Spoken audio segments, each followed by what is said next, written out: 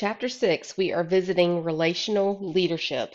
There's so many quotes that you can find information wise regarding leadership. And re- I believe too that it comes down to relationships and relational leadership. So let's get into that. There's a lot we could talk about. But let's follow what the book says. Let me adjust my screen here. Okay, learning objectives are listed on page 95 in the book. They're also listed here. Health professionals are mindful, hopeful, compassionate. We have empathy. Um, Compassion and empathy for others are truly the baseline for our position in healthcare, our careers in healthcare, I guess is the best way to say it.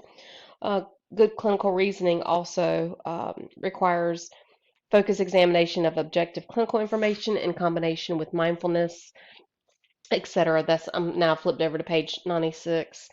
The table 6.1 has some good information on it. You can review that.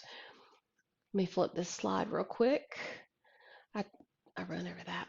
Okay, so the leader as a learner, well, first of all, in healthcare, it is a lifelong um, learning. You don't ever stop learning. I'm also reading from the bottom of page 96. I just realized my slide does not match what I'm saying. Okay, here we go. So again, in healthcare, you will learn for the rest of your career.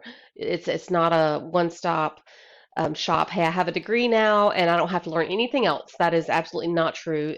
Healthcare is ever evolving and we always have to learn. And we have to, so let me go back to page 96. The leader as a learner, highly specialized training is the hallmark of traditional healthcare profession education, places a premium of knowing and leaves little room for understanding the perspectives of multiple disciplines. So what that means is a nurse knows what their role is. A CEO knows what their role is. A doctor, a respiratory therapist, dentist, dental hygienist. We all know our specific roles, but we may not necessarily know the others. But it's important to embrace them and learn them as we go.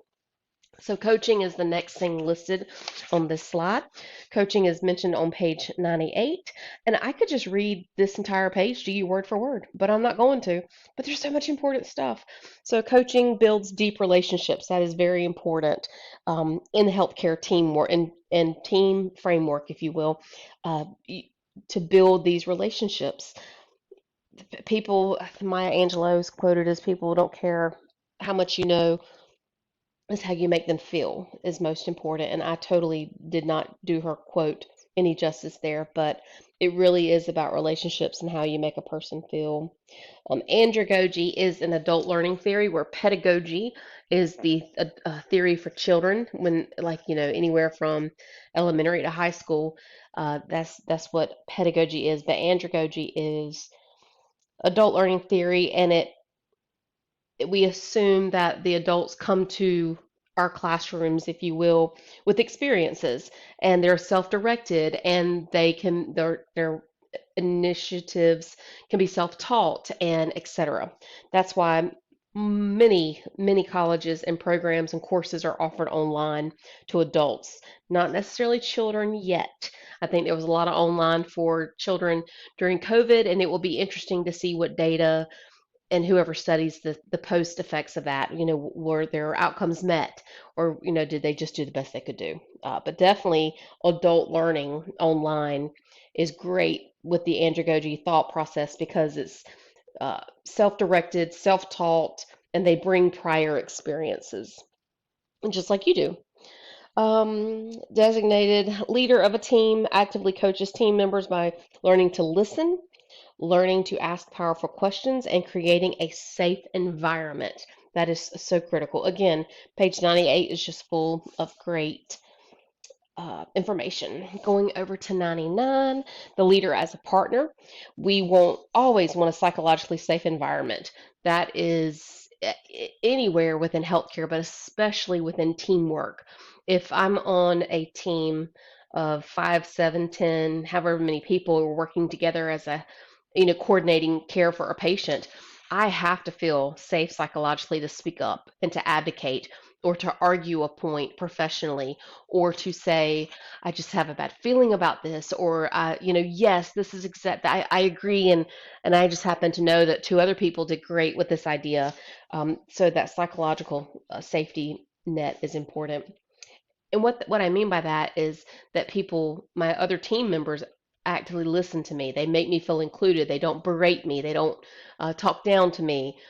That's psychological safety, or just a couple of aspects. Oh, I'm about to cough. Hang on.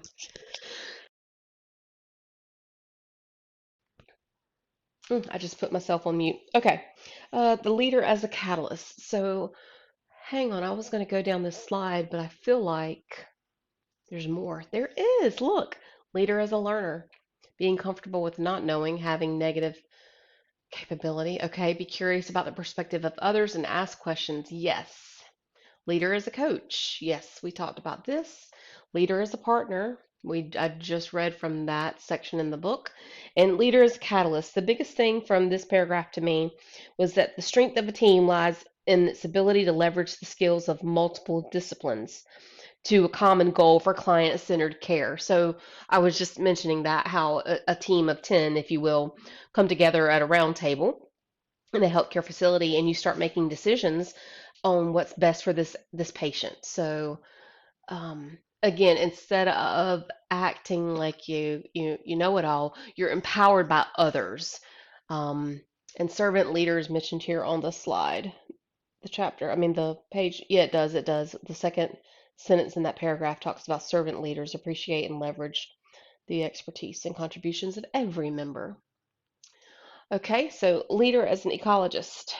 Specialized training comes greater natural resistance to new methods. Absolutely, because I went to school to be a nurse, and this is what I know. And now you're trying to tell me, maybe you're suggesting something for my role, or maybe you're assuming that I know how to do another healthcare worker's role, etc. So you have to be really careful. There can be difficulty across disciplines there, but definitely room to grow.